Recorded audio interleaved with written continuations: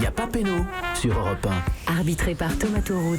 Bonjour à toutes et à tous. Bienvenue dans Y a pas péno, le jeu de foot d'Europe 1 avec quelques règles et beaucoup de mauvaise foi. On est ensemble tous les jours de 17 à 18h pour jouer avec vous et vous faire gagner de très très beaux cadeaux parce qu'il y a chaque jour de très très beaux cadeaux à gagner. La compo d'équipe aujourd'hui, l'Ultra Y a pas péno. Julien Cazard n'en peut plus. Julien Cazard est irrité. Julien Cazard est essoufflé. Julien Cazard est déprimé. Bonjour Julien. Julien Cazard a peur. Ouais, Julien Cazard. La France a peur. Non, mais Julien Cazard fait sa valise. Je reçois hier un appel d'un ami que je ne citerai pas pour me faire de l'appel à Sébastien Toen qui nous écoute, supporter de l'OM, qui me dit: oh, on est sur le toit de l'Europe. Mais c'est pas faux. Et oui, et bien ça m'a fait penser à mon fils, tu sais, qui est dans le jardin, sur la cabane. Il dit: papa, tu es sur le toit de la maison. Oui, sur le toit de la cabane. Mais pour lui, c'est un toit. Tu vois, et ben l'Europa League, c'est un peu ça. C'est la cabane au fond du jardin. T'es un peu sur le toit de la maison. C'est un peu un toit de maison. Mais c'est le toit de la cabane. Et c'est le toit de la cabane. Voilà. Avec nous également la légende Didier Rostand. Salut la légende. Salut, Ça va, mon Didier ? je me réjouis de voir Julien qui a sorti son pull des îles Fairway pour l'événement. C'est vrai. Et oui. Comme s'il se protégeait de quelque chose. J'ai un peu froid, comme s'il craignait un résultat qui ne l'arrange Moi, pas je suis vraiment. en t-shirt. Oui, Enfin, bon, il fait chaud. La corruptible Anissa est là également. Salut Anissa. Salut Thomas, salut à tous. Et chaque jour, un invité nous accompagne pour jouer avec vous. Aujourd'hui, le réalisateur qui sait qu'un long dimanche de fiançailles vaut beaucoup mieux qu'un long dimanche de Ligue 1. Jean-Pierre Jeunet est avec nous. Bonjour Jean-Pierre. Salut tout le monde. Merci d'être en notre compagnie, grand cinéaste bien sûr. Ah, Vous connaissez tous génial. cette musique, Amélie Poulain évidemment, plus de 8 millions d'entrées, sert du meilleur film, meilleur réalisateur, délicatessen, extraordinaire, La Cité des Enfants Perdus, aussi Alien la Résurrection, l'un dimanche de fiançailles donc. Et aujourd'hui, vous racontez vos souvenirs de tournage dans un livre, 500 Je me souviens, anecdotes de tournage, publié chez Leitmotiv. On va parler de votre livre bien sûr, mais on va parler également de votre amour du football, puisque oui, vous êtes un amoureux de l'AS Nancy-Lorraine. Je sais pas si on a déjà reçu dans Y a pas péno depuis le début de saison. J'étais. Ah bon, non, mais vous excusez pas, il n'y a pas de problème. Hein. J'étais adolescent, j'avais l'écharpe rouge et blanche, la trompette et tout. Hein. Je faisais même des déplacements. À ce point-là, à ce point-là. Et moi qui vous parle, monsieur, j'ai quand même vu le premier match de Michel Platini en première division. Ok. À la classe. Et là, on dit respect. Vous avez déjà joué au foot? Comment ça se passe? Un petit peu gardien de but, mais non. Non, pas trop, ouais. Il me semblait bien que c'est venu tard. C'est bien sûr le tard. On va l'évoquer avec vous dans un tout petit instant, mais d'abord place à l'actu, la finale de la Ligue Europa demain à Lyon. L'OM affronte donc l'Atlético Madrid. À Lyon, notre envoyé spécial Julien Froment. Salut Julien.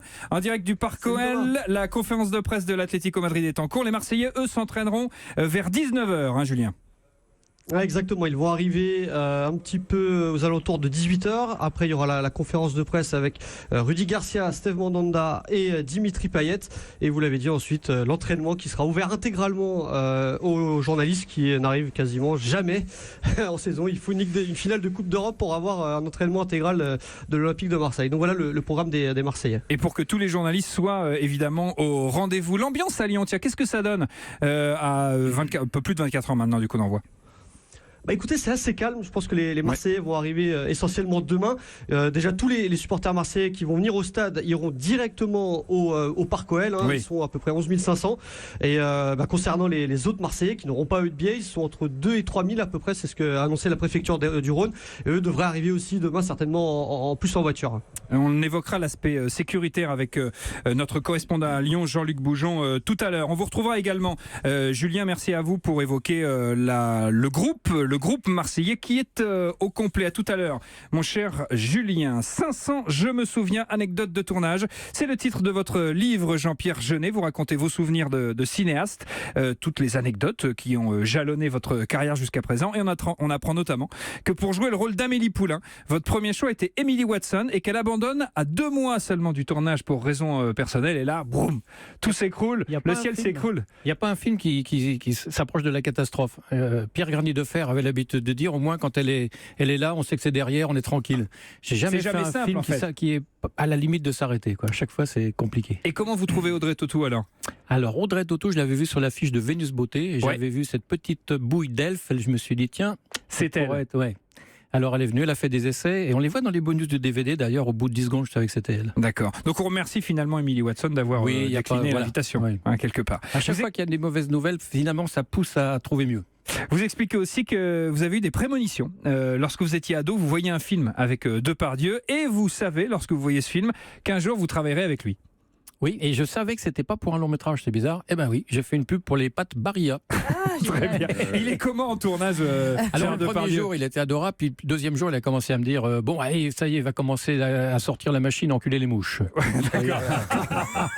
Ça met en confiance. Petit avertissement. Ouais, petit avertissement. Je me souviens quand même lui avoir dit bon, attends, tu vas pas me faire ça à moi. Alors il m'a regardé surpris, il dit tiens, lui, hein Puisque je pense qu'il doit aimer qu'on le bouscule un peu, lui. Ouais, je c'est crois. un gars, quand on lui serre trop les pompes, à mon avis, Voilà, ouais. Et vous avez aimé travailler avec lui Oui, malgré tout, c'était malgré... court quand même. Ouais. Il y avait d'ailleurs, on tournait dans une grande maison bourgeoise à Dieppe. Il rentre dans la maison et il y avait toute la famille qui était super fière de le recevoir. Il dit ça sent la fraude fiscale. Mais c'est pas celui qui semblait être en Italie. C'est pas celui-là. C'est pas cette. C'était supposé être au bord de la mer. C'est ça. Ah, il draguait 4 filles et puis finalement il leur faisait les pattes, puis elle s'en allait, puis il se la roulait, se la mettait sur l'oreille. C'est génial. C'est très bon. D'ailleurs, vous avez tourné beaucoup de pubs et vous faites souvent coup doux puisque lors du tournage d'une pub pour Renault, vous rencontrez l'épicier qui jouera dans Amélie Poulain. Pour un long dimanche de fiançailles, vous rencontrez le sergent. Enfin, c'est arrivé ça quand même pas mal de fois. Bah oui, bien sûr. Oui. Dans une pub, j'en ai rencontré 4 ou 5 d'ailleurs, que j'ai utilisé dans mes longs métrages. Et puis vous avez aussi tourné à Hollywood. Et là, alors là, pour le coup, on ne sait plus du tout Dieppe. C'est vraiment autre chose. Pour Alien, vous avez tourné aux États-Unis. Et là, quand vous dirigez les acteurs américains, ils vous disent très clairement et tout de go, te casse pas la tête, Jean-Pierre. Dis-moi simplement d'aller plus ou moins vite. C'est-à-dire que le rapport au réalisateur est totalement différent que les Américains. Le metteur en scène est là pour filmer, mais les acteurs ont l'habitude de se mettre en scène eux-mêmes. Donc ça va très un vite. peu frustrant. Ça dépend lesquels. Sigourney Weaver, qui était une actrice de théâtre, elle aimait discuter, on s'asseyait par terre. Enfin, une vraie actrice, quoi. Mais sinon, c'est business is business. Ouais, plutôt. Il faut que ça aille assez rapidement. Toutes les anecdotes de Jean-Pierre Jeunet dans ce livre, 500, je me souviens, anecdotes de tournage chez Leitmotiv. Alors, et je raconte aussi que j'ai quand même réussi à reconstituer le duo Larquet-Thierry Roland pour le film Micmac à Tire-Larigot. Ah oui, ils jouaient leur propre rôle de commentateur et il y avait une mine antipersonnelle cachée sous la pelouse pour agrémenter un petit peu le match. Voilà, et commenter pour qu'il se passe des choses. Tiens, on écoutera un commentaire d'ailleurs dans l'émission tout à l'heure de Thierry Roland et Jean-Michel Larquet, absolument savoureux. Alors, vous aimez le foot, bien sûr, on l'évoquait, vous êtes supporter enfin en tout cas, vous avez eu dans votre cœur l'AS Nancy-Lorraine et vous avez vu le premier match de Platini. Comment il était Platini pour ce premier match? On est en quelle année, Jean-Pierre Jeunet? On est dans les tout débuts des années 70, je pense. Ouais. Est-ce que je me souviens que avant, dans les matchs de levée de rideau, il avait 17 ans, et je revois un vieux en train de dire vous allez voir, celui-là, il ira très très loin, croyez-moi. Et il s'était pas trompé pour le coup. Quelle est la première impression que vous avez eue? Le stade était déjà plein pour voir le lever de rideau, parce que Platoche jouait. Quelle impression vous avez eu, la première impression quand vous avez joué Platoche? Si vous vous en souvenez encore. Il avait marqué quand même 2 buts et qu'il avait offert un 3e but à Castronovo, si ce nom vous rappelle quelque chose. Je me souviens, bien sûr. Ça a été immédiat, Didier Roustan, le talent de Platini. Est-ce qu'il a sauté aux yeux de tous dès ses premiers pas? Oui, très, très vite quand même, parce qu'il a qualifié l'équipe de France amateur pour les Jeux Olympiques. Donc, avant qu'il soit professionnel ou à l'époque charnière, il joue aussi avec l'équipe de France olympique et on en parlait beaucoup. C'est un nom dont on avait déjà entendu parler. Et puis après, très rapidement, moi je me souviens en 73, j'étais supporter j'étais cannois moi, de Nice, Monaco, Cannes, l'OM, etc. et tout. Et Nice. Non, c'est peut-être en 75 ou quelque chose comme ça. Mais Nice est premier avec 3-4 points d'avance. Après, ils chutaient toujours. Nice, quand il y avait les beaux jours, ils allaient à la plage, les mecs, où il y avait des problèmes de gonzesse ou des trucs. On connaît la chanson, j'ai Nice. Voilà. Et l'AS Nancy-Lorraine devait être 7, 8, 9e, je sais pas trop quoi. Je vais à ce match, il pleuvait des hallebardes. Et Nancy gagne 7-3 et Platini met 4 buts à Baratelli, qui était à Nice à l'époque. C'était waouh. C'était déjà Platini qui est le plus grand numéro 10 de l'histoire. Pour moi, en français, on va dire. Entre vous êtes plutôt Platini et Zidane. Ouais, c'est ça. Plutôt Platini. On se souvient des transversales de Platini, c'est-à-dire il n'envoyait pas le ballon dans les pieds de son coéquipier, il les envoyait là où il allait être quelques secondes après le temps. C'est qui évitait au coéquipier de contrôler et de trop la conduire. Aujourd'hui, il y en a beaucoup qui savent faire ça, mais à l'époque, et aujourd'hui, quand je vois une transversale de genre, je pense à chaque fois, je me dis une transversale platinienne. Oui, non, mais lui, il avait. T'en vois en Ligue 1, toi, des comme ça. Faudra nous dire les les matchs. Parce que j'y étais pas, moi, ce jour-là. Non, mais Platini, il avait tout, parce qu'il était buteur, parce qu'il était patron, et puis parce qu'il était distributeur, il était gagneur. Et les coups francs, et les fameux coups francs, bien sûr. Merci d'être avec nous, Jean-Pierre Jeunet. Merci d'avoir accepté notre invitation dans Y'a pas Péno. Les voilà, les footballeurs, ils sont joyeux, plein de soleil. Dans Y'a pas Péno, on parle de foot en s'amusant. Le principe, s'il vous plaît, Anissa. Alors, le principe, il est simple. Jusqu'à 18h, on va vous poser des questions sur le foot. Il y aura 2 mi-temps, une finale. 2 auditeurs vont jouer avec nous. Un auditeur va faire équipe avec vous, Jean-Pierre Jeunet, et l'autre auditeur va jouer avec Didier Roustan. Quant à vous, Julien Cazard, vous jouerez votre rôle d'ultra, à savoir décourager les uns et décourager les autres. On accueille nos auditeurs qui jouent avec nous aujourd'hui. Bonjour Frédéric. Bonjour. Ça va Frédéric, Bonjour. 28 ans. Ouvrier viticole, vous nous appelez de Tours, vous nous envoyez du vin, Fred.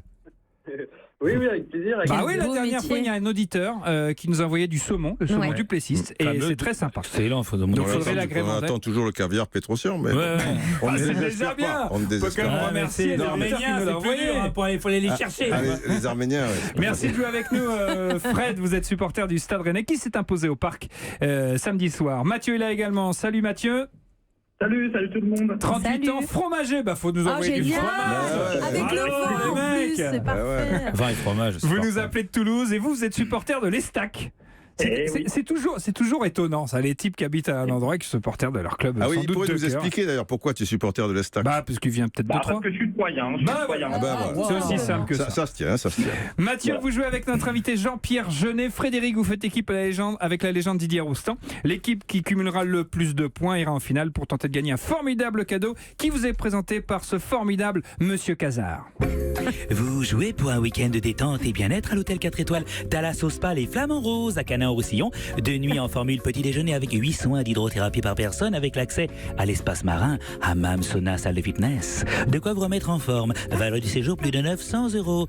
Plus d'infos sur lesflamands-roses.fr. Ah, joli, cadeau magnifique. C'est la première mi-temps d'Y'a pas Péno. On va prendre les points les uns après les autres. Quelle chaleur. Et si je suis pas pris dans le prochain film. Parce qu'il y a une finale au fond, ou vous laissez tomber, et vous attendez qu'on jette la pièce en l'air. Explication des règles, Anissa. Alors, dans cette première mi-temps, on va vous poser des questions. Il y aura 3 propositions de réponse à chaque fois, A, B ou C. Non, vous ne pouvez tremblez pas, marquer Jean-Pierre, un ne point tremblez par pas. question. Les équipes jouent chacune leur tour et c'est important. Jean-Pierre, Mathieu, Didier et Frédéric, il peut parfois y avoir plusieurs bonnes réponses Mais par parfois question. seulement. On commence Parfois. avec l'équipe de notre invité Jean-Pierre Jeunet qui joue donc avec Mathieu. Votre club de cœur, on l'évoquait, c'est l'AS Nancy-Lorraine. Vive la SNL. Ah oui. Football de Nancy. L'hymne de l'équipe Lorraine, pareil en Là, 77. c'est quand ils partent en guerre. Là. Ouais, et la- Là, ils partent contre les Prussiens. Ça va, c'est pas loin. Et la même année, on est quand même en 77. hein. En 1877. Et il y a ça aussi. Oh là. Oh. Alors, c'est Dancing. Bah oui. C'était un très bon club du Cap d'Agde. Là, c'est après la guerre, ils ont gagné la guerre et donc c'est festif. Preuve de l'engouement Le Kissy populaire Frog pour Pic. cette équipe Ouais, menée par la bah oui. bande à Oui, Platoche. parce que c'est le chardon, l'emblème. bien Exactement, sûr. exactement. La bande à Platoche qui, en 77, eh bien, a réalisé une belle performance. Est-ce que vous vous souvenez de cette performance réalisée par la bande à Platoche en 77 A. L'AS Nancy-Lorraine finit 4e de Ligue 1, le meilleur classement de son histoire. B. L'AS Nancy-Lorraine remporte la Coupe de France. C. L'AS Nancy-Lorraine remporte la Coupe d'Allemagne. Mais je sais. Vous savez, Oui, Jean-Pierre j'ai le droit de dire. bien évidemment. Ah bah, c'est vous Alors, qui c'est jouez. la Coupe de France. Coupe de France en 77. Oui, non, Pas non. 78, la Coupe de France. Non, non. Ah ouais, mais s'il y a des pièges alors. Et pourquoi il dit rien, le Mathieu, auditeur, là Mathieu. Je fais confiance, je sais pas trop. Tu ferais confiance à Thomas Touroute qui dirait même pas sûr. Non, je dirais 4e. Ouais, peut-être bien, non? Ouais. On pourrait peut-être essayer Quand ça. ça se tente, non? Ouais. On va peut-être essayer ça. On Ouais. essaye là. Bonne Bravo, réponse, bien bravo, joué. bravo, Jean-Pierre. Mais c'était pas loin, C'est Jean-Pierre. pas loin la Coupe de C'est France. 78. Ah ouais, contre Nice, Exactement. 1-0, Ah, but c'était de Platini piégeux. sur penalty quand même. Voilà, Attendez, Pas sur penalty, dans le jeu. Oui, Il bon. est marqué par Katanowski, vous embellit, il se retourne et intérieur du D'accord, pied, bon, poteau. voilà. Ah, mais point de pénalty, ça compte. L'AS Nancy-Lorraine qui Mais pas finit loin du point de 4e pénalty. de On prendra le Ligue cinéma, après 1. on verra. Meilleur classement de son histoire. Et donc c'est en 78 effectivement que Nancy remporte la s'il y a Coupe des de France pièges, face à il y a des Nice. pièges. Alors On m'avait en prévenu. 77, l'Uruguayen Carlos Carlos Curbelo est dans l'équipe. Curbelo, pardon. Et 30 ans plus tard, Nancy va parvenir à égaler cette meilleure performance, c'est-à-dire 4e. Et dans l'équipe, il y a son fils, Gaston Curbelo, qui joue comme ça. C'est une belle anecdote, c'est une belle histoire. Une belle histoire. Curbelo qui était uruguayen et il a même joué avec les A'. Un France-Pologne, je crois, gagné 2-0. Il doit y avoir un but de Pintna qui nous a quittés peu cher il y a quelques années. Mais il y avait un problème, il ne pouvait plus être sélectionné à l'équipe de France en fait parce qu'il avait joué avec les jeunes en Uruguay. Voilà, c'est juste l'histoire. Mais c'est bien. Si vous aussi, comme Mathieu et Frédéric, vous voulez jouer avec nous tous les jours entre 17h et 18h et peut-être gagner de très belles vacances. Ça se passe comme ça tous les jours sur Europe 1. Il suffit d'aller au standard d'Europe 1. Vous appelez le 39 21, 50 centimes la minute. C'est le standard. Vous pouvez nous suivre sur la page Facebook Y'a pas Péno. Ça, c'est pour la vidéo, pour laisser vos messages. Facebook, Et puis, vous pouvez également poster vos messages sur Twitter avec le hashtag YPP. Plus speed que Julienne Cazard qui donne le jeu. Parce que Julien est plus sensuel que moi, largement. Et Julien nous offre souvent des petits instants soleil. GC Nice, 11 jeunes garçons, les flamants roses avec le spa. A tout de suite sur Europe 1. Le foot s'amuse sur Europe 1. Y'a pas Péno sur Europe 1. Arbitré par Thomas Tourou. Merci d'écouter Europe 1 jusqu'à 18h. C'est Y'a pas Péno, votre jeu de foot avec quelques règles, beaucoup de mauvaise foi, surtout celle de Julien Cazard à la veille de la finale de Ligue Europa entre l'OM et l'Atlético Madrid. On retrouvera notre envoyé spécial à Lyon, Julien Froment, dans un tout petit instant. Notre invité est le réalisateur Jean-Pierre Jeunet qui nous raconte ses anecdotes de tournage dans ce livre 500 je me souviens, anecdotes de tournage chez Leitmotiv. Le match a débuté par un point inscrit par Jean-Pierre Jeunet qui joue avec Mathieu. C'est au tour de Didier Roustan qui joue avec Frédéric. Et on s'intéresse bien sûr à la finale de Ligue Europa de l'OM. J'aime l'OM, le cœur de Marseille. Et à la veille de cette finale, on parle de l'emblématique portier phocéen Steve Mandanda. Le 10 septembre dernier, l'OM vient de s'incliner 3-1 au Vélodrome face à Rennes. C'est la deuxième défaite en 5 journées de championnat. Mandanda prend la parole dans les vestiaires. Qu'a-t-il déclaré ce soir-là ? Croyez-moi, on va gagner quelque chose cette saison. Croyez-moi, on va devoir lutter jusqu'au bout cette saison. Ou encore C, croyez-moi, avec une valise et 2-3 billets, on peut aller loin cette saison. A, B ou C. Ça c'est vraiment petit parce que c'est fini ce temps-là. J'aime à penser qu'aujourd'hui c'est plus clair. Révolu. Ouais. Et puis ils ont plus besoin. Les arbitres sont sympas quand même. Vous jouez avec Fred. Ouais, alors moi il me semble que c'est la réponse A, j'ai cru dire ça aujourd'hui, justement, que Steve Mandanda avait dit qu'ils allaient gagner quelque chose cette année, malgré les défaites qu'ils avaient accumulées auparavant. Je pense. Moi je me souviens pas de cette déclaration, mais je te suis parce que par déduction, je pense pas qu'il ait pu dire la B. Donc, je ne pense pas, non. Oui. Donc voilà. On dit réponse A. Et on a raison, bien joué Fred. Vous marquez un point avec Didier. Oui, il a déclaré ce soir-là, on va gagner quelque chose cette saison. C'était dans le vestiaire devant tous les joueurs et c'est Jacques Henriero, le président marseillais, qui le raconte aujourd'hui dans l'équipe. Effectivement, à Lyon, notre envoyé spécial. S'ils ne sont pas en finale, il ne la raconte pas. Exactement, exactement. Il n'aurait pas raconté cette anecdote. Julien a déjà gagné là ? Non, parce que juste pour être sûr, ils n'ont pas encore gagné. Parce que là, j'ai l'impression que j'en suis bien vu, dis donc. Mais c'est vachement bien vu. Mais c'est pas encore gagné. C'est pas gagné. Non, c'est pas encore gagné. On a encore 2 jours là. C'est bon, on peut encore respirer. Merci. Julien Froment, l'un de nos envoyés spéciaux à Lyon en direct avec nous. Julien, Steve Mandanda, il sera bien là demain. Oui, rassurez-vous, il sera bien titulaire certainement demain soir. Il a été complètement remis de sa blessure. Il a joué contre Guingamp. Bon, il a pris un rouge, mais il est disponible pour jouer demain la finale de la Ligue Europa. Le groupe marseillais d'ailleurs est au complet, Julien ? Oui, Rudy Garcia a décidé d'emmener 20 joueurs avec lui pour ce match de Ligue Europa. Il y aura bien sûr des choix à faire, mais tous les titulaires en puissance sont disponibles, notamment Dimitri Payet qui a été laissé au repos contre Guingamp. À noter aussi la présence de Kostas Mitroglou, de Bounassar, bref. Tout l'effectif marseillais est à disposition de Rudy Garcia. Maintenant, ça sera au coach marseillais de faire les choix et les bons choix pour tenter de remporter cette Ligue Europa qui échappe à l'OM. Déjà, 2 finales perdues pour les Marseillais, on le rappelle, 99 et 2004. À l'époque, ça s'appelait la Coupe de l'UEFA. Est-ce qu'il y a Bounassar, donc il sera là malgré l'épaule. On ne sait pas s'il va jouer, mais en tout cas, il est là, il est dans le groupe. Ah d'accord, ça m'intéresse parce que moi, si je suis Diego Simeone, au bout de 2 minutes de jeu, je pense que je lui mets 2-3 coups d'épaule avec un joueur pour lui rappeler qu'il a mal. Pour voir, vérifier juste technique Cannavaro 2006. Non, c'est pas là si ça tient. Pour vous rassurer, Julien, pour le moment, c'est Sakai qui je suis rassuré. évoluerait côté droit et pas Bounassar. Voilà. Julien Froment en direct de Lyon, merci à vous mon cher Julien. On vous retrouvera évidemment tout au long de la soirée et tout au long de la journée demain sur l'antenne d'Europe 1 pour nous faire vivre cette finale entre entre l'OM et l'Atlético Madrid. Merci à vous, Julien. On revient au jeu, un partout au tableau d'affichage. Oui. Et on revient avec l'équipe de Jean-Pierre Jeunet qui joue avec Mathieu. Jean-Pierre, votre idole absolue, c'est peut-être l'un des meilleurs numéros 10 de l'histoire des Bleus, c'est lui ? Oui, Michel Platini, légende de l'AS Nancy-Lorraine, des Verts ou encore de la Juve. Platini qui aurait pu porter le maillot d'un autre club français en 87, juste avant de raccrocher les crampons. Platoche est courtisé par un grand club de première division. Quel était donc ce club, Jean-Pierre Jeunet ? Mathieu. A. Les Girondins de Bordeaux. Bordeaux, pour le foot y'a pas mieux. Était-ce B. L'Olympique de Marseille. Ou encore l'OGC Nice. Le GC Nice. Moi je suis platoche, mais je sais bien tirer les coups francs. Alors, moi j'aurais dit Ponto Combo. Mais Ponto c'est pas Combo, ça. ouais. Alors oui, ça il y est passé. Donc, en tout cas, je n'en c'est ai sûr. aucune idée. Aucune idée. Allô, Mathieu. l'auditeur. Mathieu. Je dirais peut-être Bordeaux, peut-être, mais. Peut-être Bordeaux. Peut-être Bordeaux. Jean-Pierre Jeunet. Non, je maintiens Ponto Combo. Avec certitude, c'est Ponto Combo. Ah non, mais ça peut être une réponse qui n'est pas dans les 3 bonnes réponses. Si c'est Jean-Pierre Jeunet, ça peut. Ça peut. Allez, on essaye les Girondins.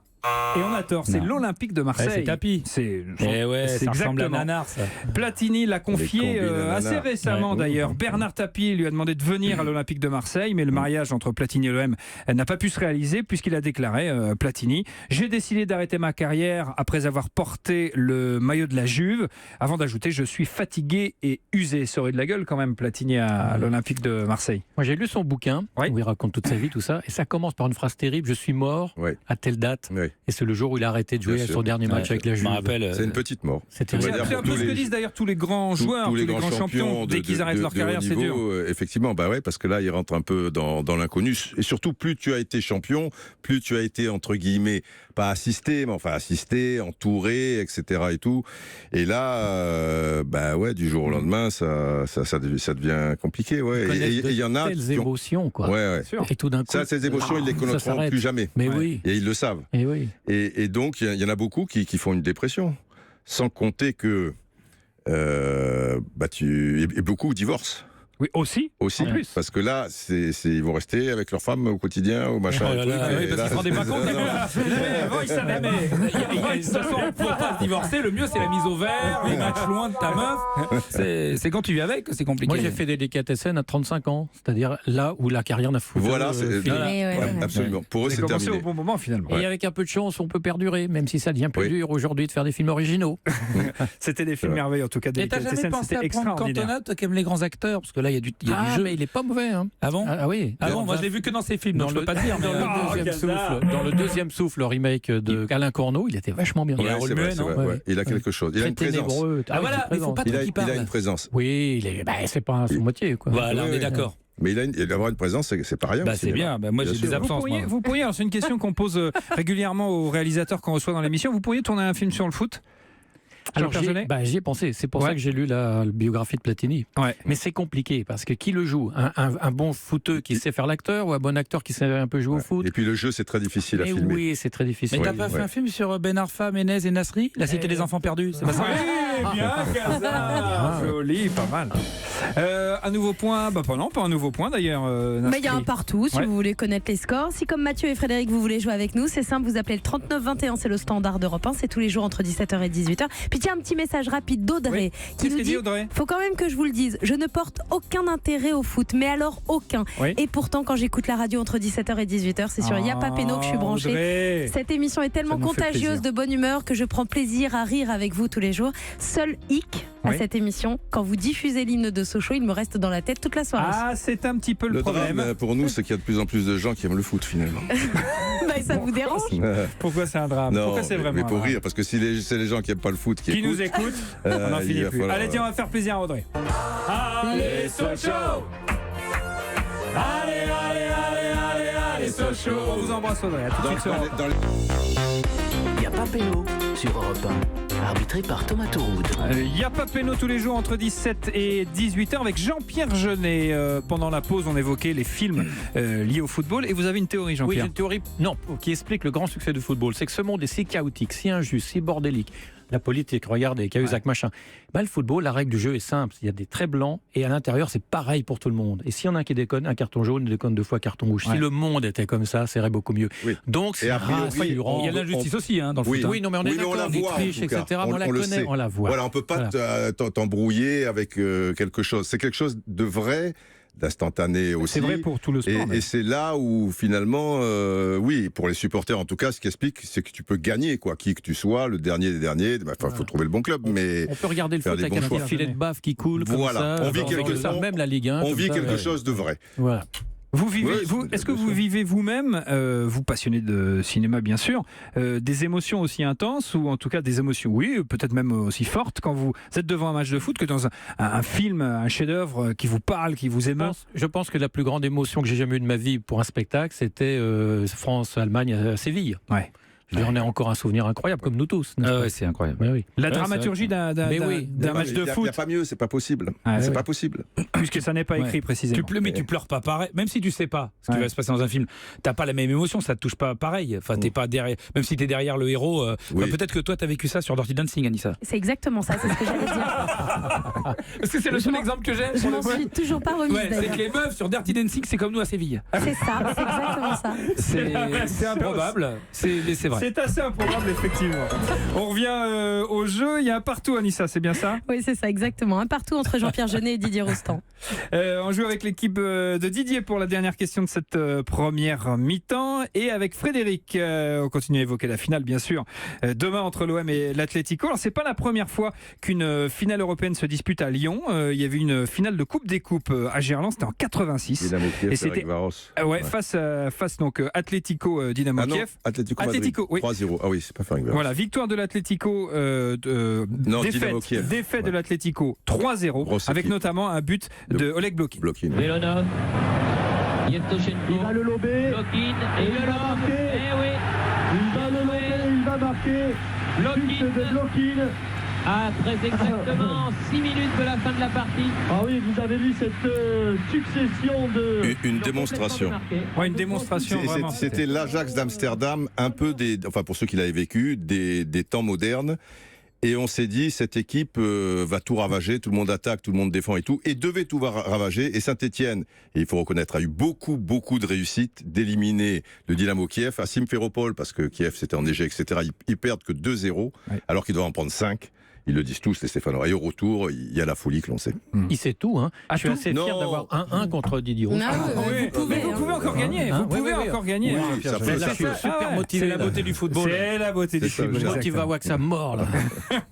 On reprend donc la question. On va voir si vous vous souvenez bien de ce match, mon cher Didier. Quel événement, ce particulier s'est produit un chat est entré sur la tout début de la seconde période? A. Un coq avait fait irruption sur la pelouse. B. Le tout premier striker de l'histoire des finales avait fait irruption sur la pelouse. Ou C. Le tout premier Jean-Michel Aulas de l'histoire avait fait irruption sur la pelouse. C'était à Lyon. Tu vois, je te dis un chat. C'est en quelle année tu dis? 86. Il arrive juste après Jean-Michel. 86. C'est pas en 86, Dynamo Kiev. Atlético Dynamo Kiev, est-ce que c'est en 86? On va vérifier ça. Attends, je vais vous le dire tout de suite. Je vais vous le dire immédiatement. Puisque c'est l'époque de Saint-Etienne qui... Ah, d'accord. Non. C'est en 86. C'est la deuxième vague du Dynamo Kiev. Est-ce qu'en 75, le Dynamo Kiev ne bat pas Ferencváros quelque part? On va vérifier ça. Ou en 74. D'accord, ok. Oui, parce que Blokin a joué avec ces deux générations du Dynamo Kiev. Celle qui va se faire éliminer avec les Rudakov, Veremeyev, machin ou quoi, qui va se faire éliminer par Saint-Etienne dans les circonstances que j'ai expliquées, et cette génération en 86 avec cette fois notamment Zavarov, Alainikov, Zavarov a joué à la Nancy-Lorraine, à la Juventus aussi, etc. Et Blokin a fait les deux. Il a fait les deux. Alors, est-ce que c'est un coq qui se pointe sur la pelouse? Est-ce que c'est un striker? Un chat. Fred, vous avez une idée, Frédéric? Un coq, c'est plus près d'un chat que d'un striker. Un coq, c'est plus près d'un chat que d'un striker. On essaye le coq-chat. A priori. Et c'est une bonne réponse. Écoutez les commentaires de Thierry Roland et Jean-Michel Larquet. On va s'y mettre à plusieurs. Je joue toujours le coq. Allez, olé le coq. Olé le le coq. Olé. Bravo le coq. Je joue toujours le coq. C'est pas facile à attraper un coq. Non, visiblement ça les a. C'est pas facile. Ça les a bien fait marrer. Vous allez être devant votre télé demain soir, Jean-Pierre Jeunet. J'espère bien. Et qu'est-ce que vous voyez alors Moi j'ai horreur des pronostics parce que justement ça tue le suspense, on s'en fout. Justement, moi j'espère. En fait, moi, depuis longtemps je ne suis plus supporter d'aucune équipe, même si j'adore Arsenal, j'ai été plusieurs fois à l'Emirates, mais j'aime quand il y a deux équipes. Un bon match, il faut qu'il y ait deux bonnes équipes. Ouais. Voilà. En tout cas, des intentions. Supporter du football. Ben oui, et puis des buts et ça monte et ça monte. Et voilà, c'est ça un bon match. C'est pour ça que je déteste regarder le Paris Saint-Germain. Je m'emmerde quand ils jouent contre des faibles, c'est trop facile, je m'ennuie. Et Eduardo Galeano, célèbre philosophe, écrivain uruguayen, etc. et tout, était un grand supporter pas du National, du Peñarol. Il était fou du Peñarol comme un supporter. Et à un moment, il a pris du recul, il aimait tellement le football que donc il était supporter du football et il disait: je suis un mendiant de football et je suis là avec mon chapeau et je dis donnez-moi una rabona, bon c'est donnez-moi, je veux dire une bicyclette, donnez-moi, voilà. Donc c'est ce qu'est Jean-Pierre. Il était amateur du spectacle du football. Après, il est passé au-delà, dans l'autre monde. On aimerait que, comme dans le foot anglais, il y ait en France 4 ou 5 équipes qui se battent pour le titre. Ça serait merveilleux. Ça serait merveilleux. Un nouveau point marqué par Didier Roustan et Frédéric Lescornissa. Eh bien, à la pause, à la mi-temps, Didier Roustan et Frédéric mènent 2-1 face à Jean-Pierre Jeunet et Mathieu. Juste avant d'aller faire un tour à la buvette, on va retourner à Lyon avec notre correspondant Jean-Luc Boujon. Salut Jean-Luc. Pour faire un point avec vous, un point sécurité, parce qu'on l'a beaucoup évoqué ces derniers jours et ces dernières semaines. Le dispositif de sécurité exceptionnel pour ce match. Ouais, je vais un peu casser l'ambiance parce qu'ici vraiment à Lyon on retient son souffle. On a eu une conférence hier, conférence de presse du préfet qui nous a détaillé le dispositif. Alors tout le monde veut parler, ne veut retenir que la fête, etc. Mais enfin les mesures de sécurité sont très très exceptionnelles. 1250 policiers et gendarmes déployés à la fois en centre-ville où on attend les supporters et aux abords du stade, parce que les risques sont multiples. Il y a d'abord évidemment, il va falloir canaliser les Marseillais, qui ont promis de venir tout casser chez Jean-Michel Aulas, donc on va voir s'ils vont le faire, on espère que non évidemment.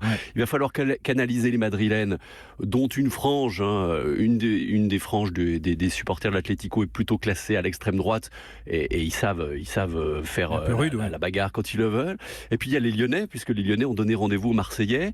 Sur les réseaux sociaux, on a vu passer ça aussi, des appels de supporters, on va dire plutôt de hooligans belges, hollandais, anglais, qui ont dit nous les Lyonnais on va venir vous prêter main forte contre les Marseillais.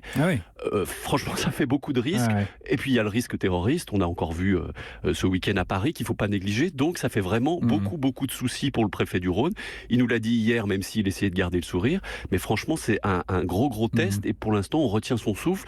Il y a 2 hélicoptères qui sillonneront le ciel, il y a des canons à eau, il y a 1100 stadiers côté OL, 200 côté Marseille. C'est vraiment un déploiement de force qu'on n'a jamais vu en province pour un match de foot, nous a dit le préfet. C'est à peu près 3-4 fois un derby Lyon-Saint-Etienne et c'est à peu près 2 fois le dispositif de l'Euro 2016. 11 000 Marseillais dans le stade qui contient lui-même 60 000 places et 2 à 3 000 Marseillais sans billets qui sont attendus dans la ville. Alors en tout cas il n'y a pas d'interdiction de déplacement pour l'instant des supporters marseillais, mais on va quand même les inviter, si j'ai bien compris, à aller près du stade, c'est-à-dire que pour éviter qu'ils restent en centre-ville de Lyon, Jean-Luc.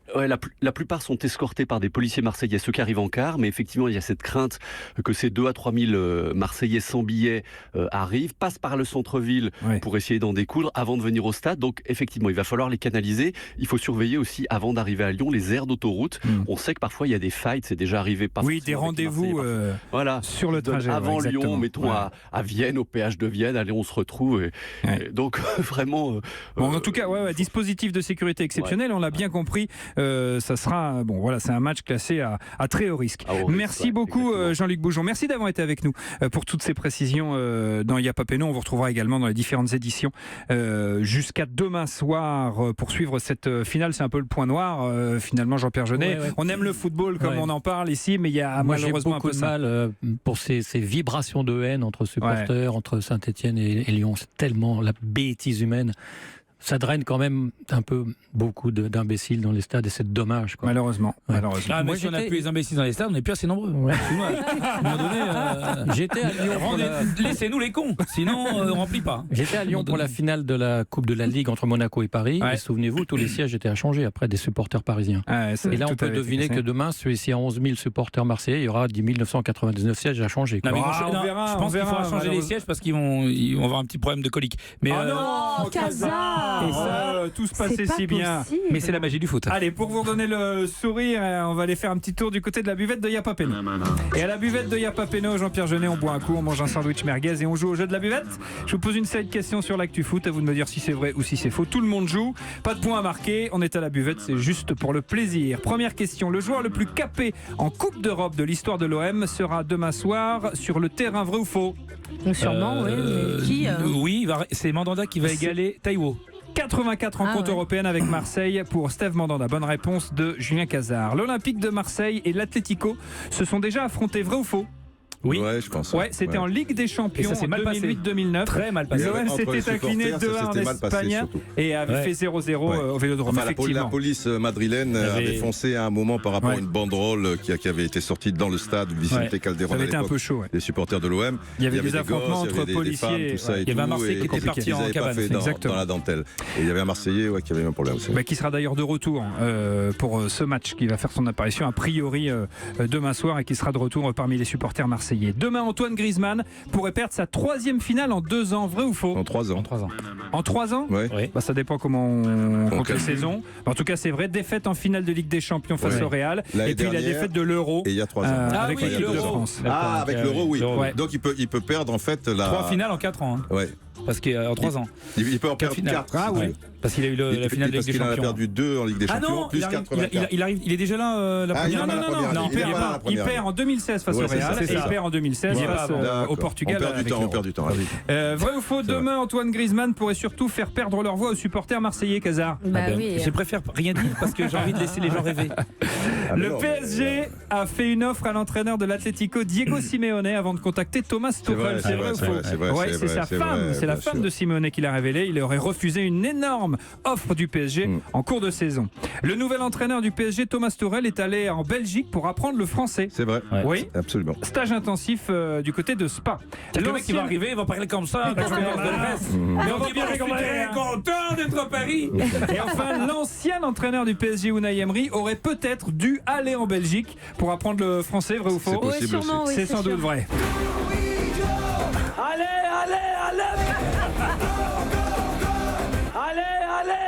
PSG!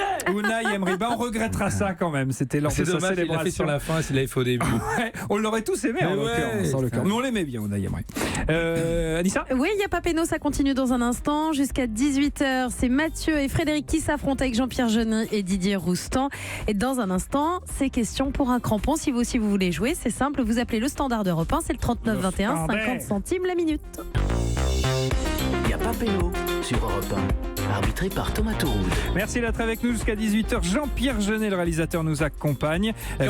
Qui en profite. Ouais. Il se glisse dans un petit créneau pour dire aussi qu'il y a une super expo en ce moment, Caro Jeunet, à la Halle Saint-Pierre jusqu'à fin juillet, avec 300 objets de nos films, des storyboards, des costumes, des trucs. C'est génial. C'est magnifique. C'est où? À la Halle Saint-Pierre, juste au pied du Sacré-Cœur. Génial. Là où était tourné Est-ce qu'il y a les Amélie. cochons chers à Monsieur Dreyfus? Pardon? Est-ce qu'il y a les cochons chers à Monsieur Dreyfus? Mais il y a l'enseigne du cochon de délicatesse. Il y a les chaussures du clown. Il n'y a pas le lit qui grince, il y a le costume du singe, il y a tout. Donc on voyage à travers Jean-Pierre Jeunet dans cette expo et puis on travaille. Et on peut y acheter le livre. Exactement. 500 anecdotes. 500 anecdotes de tournage, je me souviens, Jean-Pierre Jeunet chez Leitmotiv. Et en plus, il y en a plus que 500. En plus? Je révèle. Ça, c'est beau. Anissa. Tout de suite, on joue à question pour un crampon. C'est la deuxième mi-temps de Yapapeno. Écoutez bien les règles du jeu de cette deuxième mi-temps. Vous devez découvrir le nom d'une personnalité du foot. C'est un jeu de rapidité. Jean-Pierre, Mathieu, Didier et Frédéric, vous jouez tous les 4 en même temps. Thomas vous donne des indices. Quand vous pensez avoir la bonne réponse, vous donnez votre prénom. Thomas s'arrête, vous faites votre proposition. Si c'est la bonne, vous marquez un point. Si vous vous êtes trompé, vous êtes éliminé. Le jeu continue avec les autres candidats. Question pour un crampon, on y va. Question pour un crampon.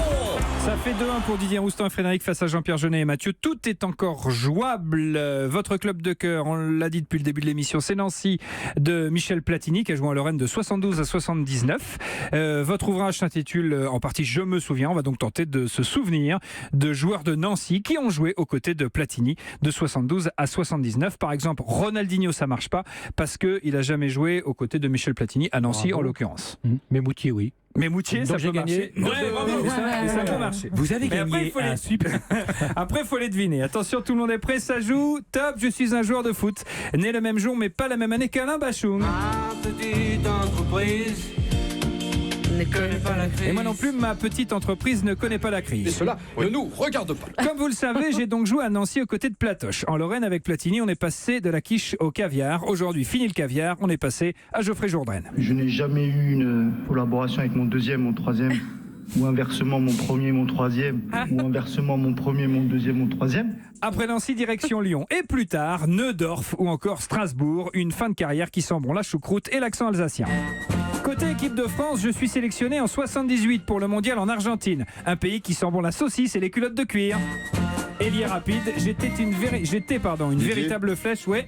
Olivier Rouillet. Bonne réponse. Je pensais que vous l'auriez.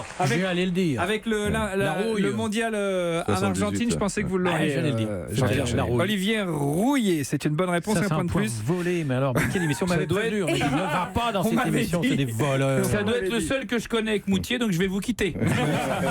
Allez, écoutez bien, Mathieu, vous pouvez marquer ce point en compagnie de Jean-Pierre Jeunet. Écoutez bien les indices. Top, je suis un joueur de foot né le même jour, mais pas la même année que Michou. On dit de moi, je suis parfois un peu fort.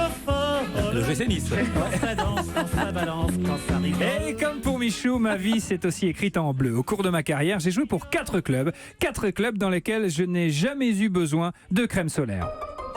J'ai joué à Nancy où le matin il faisait gris et l'après-midi il pleuvait. J'ai joué à Lens où il pleuvait le matin et il faisait gris l'après-midi. J'ai joué à Sedan où il faisait gris le matin et gris l'après-midi. Et j'ai joué à Nantes où il pleuvait le matin et où il pleuvait aussi l'après-midi. Il a plu sur Nantes. Côté palmarès, pas de coup de soleil non plus. Je joue une finale de Coupe de France contre Rennes, je la perds. 5 ans plus tard, je rejoue une finale de Coupe de France contre Saint-Etienne et cette fois-ci, devinez quoi ? Je la perds aussi. Je raccroche alors les crampons et j'enfile des Rangers pour m'occuper de l'équipe de France. De l'équipe de France, Mathieu. Militaire Mathieu. Henri Michel. Non. Oui. Menez les gars à la victoire. Oui, Jean-Pierre. machin. Jean-Pierre Jeunet. Allez. Santini, non. Non, là, je peux pas vous l'accorder. Deschamps, non. Didier, allez, Frédéric. Moi, je l'ai. Bruno Martini. Non. Didier. Julien. C'est pas Moutier. C'est pas Moutier, c'est perdu. Mais non, mais attends, je te dis, c'est pas Moutier. Parce que je pense en truc. Allez. J'aurais dit Roger Lemaire, bon, mais ça n'a rien à voir. Eh ben, c'est Roger Lemaire.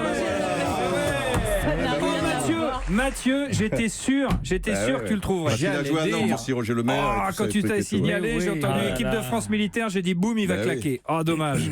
Dommage. C'est Frédéric qui va en finale de Yapapeno. J'en connais ces 3 en fait, du coup. Je suis désolé, Mathieu. C'est perdu. On vous offre un petit quelque chose quand même. Écoutez, Monsieur Cadeau-Casar.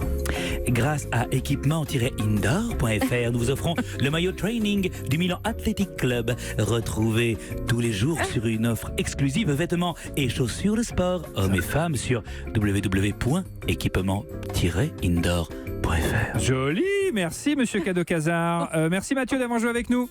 Merci. À bientôt au 39-21. Frédéric est en finale de Yapapeno, c'est tout de suite après une courte pause. Tout de suite sur Europe 1. Yapapeno sur Europe 1. Arbitré par Thomas Touroux. La finale de la Ligue Europa entre l'OM et l'Atlético Madrid, c'est demain. Vous pourrez la suivre sur Europe 1. Tout de suite, c'est la finale de Yapapeno avec Frédéric qui s'est qualifié. Vous jouez pour un week-end de détente et de bien-être à l'hôtel Thalassospal et Flamand Rose à Canet en Roussillon. C'est tout près de Perpignan.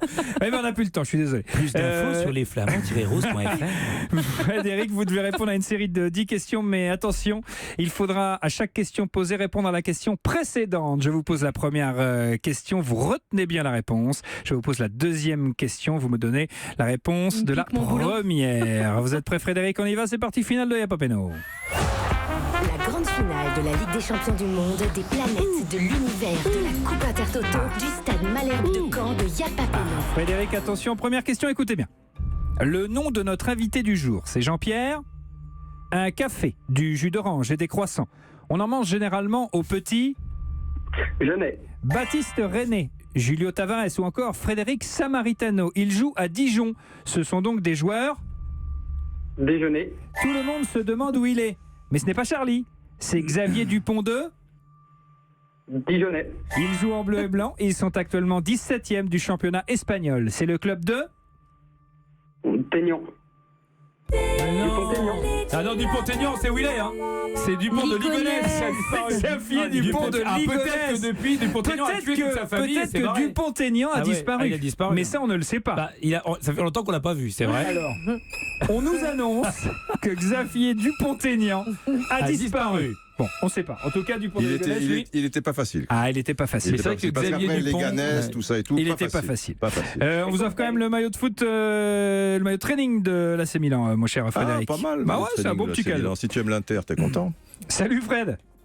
Salut Frédéric. À bientôt. Merci à vous. Merci d'avoir joué avec nous à Yapapéno. Si vous aussi voulez participer, c'est très simple. Le standard au 39-21. Merci beaucoup Jean-Pierre Jeunet.